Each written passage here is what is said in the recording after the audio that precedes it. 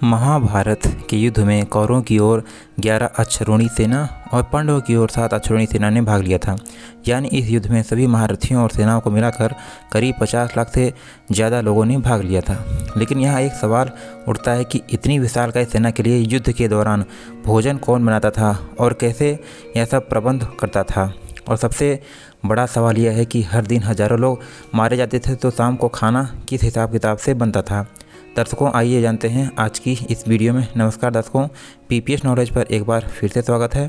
महाभारत को हम सभी मायने में विश्व का प्रथम युद्ध कह सकते हैं, क्योंकि उस समय शायद ही कोई ऐसा राज्य जिसने इस युद्ध में भाग न लिया हो। उस काल में आर्यवर्त के समस्त राजा या तो कौरव या पांडव के पक्ष में खड़े दिखे रहे थे। हम सभी जानते हैं कि बलराम और रुक्मी ये दो ही व्यक्ति ऐसे थे जिन्होंने इस युद्ध में भाग नहीं लिया था, किंतु एक और राज्य ऐसा था जो युद्ध में होते हुए भी युद्ध से विरत था, और वो था दक्षिण का उडुपी का राज्य। महाभारत में वर्णित कथा के अनुसार जब उडुपी के राजा अपनी सेना सहित कुरुक्षेत्र पहुँचे तो कौरव और पांडव दोनों ने अपने अपने पक्ष में लेने का प्रयत्न करने लगे। लेकिन उडुपी के राजा बहुत दूरदर्शी थे। उन्होंने श्री कृष्ण से पूछा, हे माधव, दोनों ओर से जिसे देखो युद्ध के लिए ललायत दिखता है, किंतु क्या किसी ने सोचा है कि दोनों ओर से उपस्थित इतनी विशाल सेना के भोजन का प्रबंध कैसे होगा।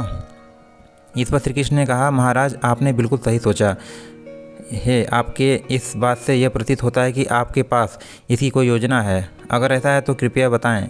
उसके बाद उडुपी नरेश ने कहा कि हे वासुदेव, सत्य तो यह है कि भाइयों के बीच हो रहे युद्ध को मैं उचित नहीं समझता। इसी कारण इस युद्ध में भाग लेने की इच्छा मुझे नहीं है, किंतु ये युद्ध टाला भी नहीं जा सकता है। इस कारण मेरी ये इच्छा है कि मैं अपनी पूरी सेना के साथ यहाँ उपस्थित समस्त सेना के भोजन का प्रबंध करूँ। इस पर श्री कृष्ण मुस्कुराते हुए बोले, आपका विचार अति उत्तम है। इस युद्ध में लगभग 50 लाख योद्धा भाग लेंगे, और आप जैसा कुशल राजा उनके भोजन के प्रबंध को देखेगा तो हम उस ओर से निश्चित रहेंगे। वैसे भी मुझे पता है कि सागर जितनी इस विशाल सेना के भोजन का प्रबंध करना आपके और भीमसेन के अतिरिक्त और किसी के लिए संभव नहीं है, किंतु भीमसेन इस युद्ध से विरक्त नहीं हो सकते। अतः मेरी आपसे प्रार्थना है कि आप अपनी सेना सहित दोनों ओर की सेनाओं के भोजन का प्रबंध का भार संभालें। तो इस प्रकार उडुपी के महाराज ने सेना के भोजन का भार संभाला। पहले दिन उपस्थित सभी योद्धाओं के भोजन का प्रबंध किया। उनकी कुशलता ऐसी थी जिनके अंत तक एक दाना भी बर्बाद नहीं होता था। जैसे जैसे दिन बीतते गए, योद्धाओं की संख्या भी कम होती गई।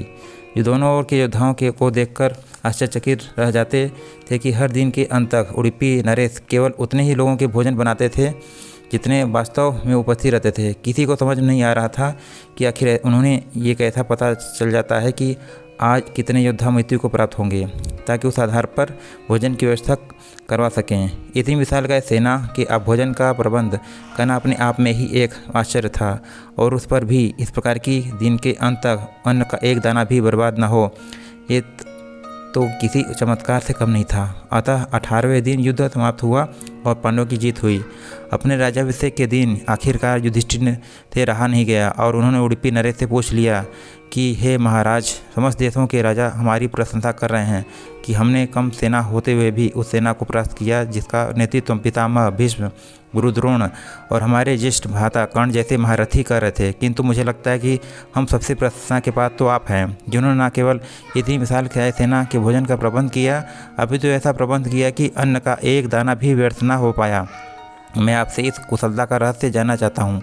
इस पर उडुपी नरेश ने मुस्कुराते हुए कहा, सम्राट, आपने इस युद्ध में जो विजय पाई है उसका श्रेय किसे देंगे।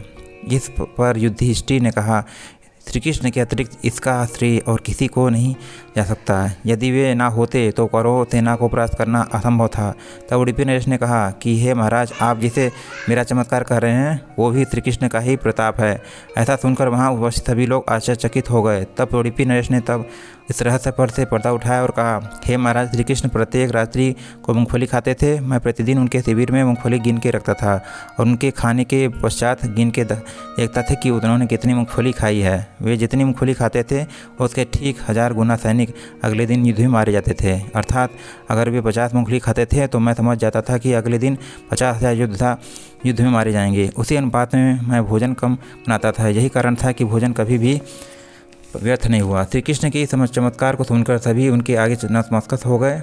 ये कहा था महाभारत की सबसे दुर्लभ कथाओं में से एक है। कर्नाटक के उडुपी जिले में स्थित कृष्ण मठ में ये कथा हमेशा सुनाई जाती है। ऐसा माना जाता है कि इस पर की मठ की स्थापना उडुपी के सम्राट द्वारा ही कराई गई थी, जिसे बाद में श्री माधव आचार्य जी ने आगे बढ़ाया।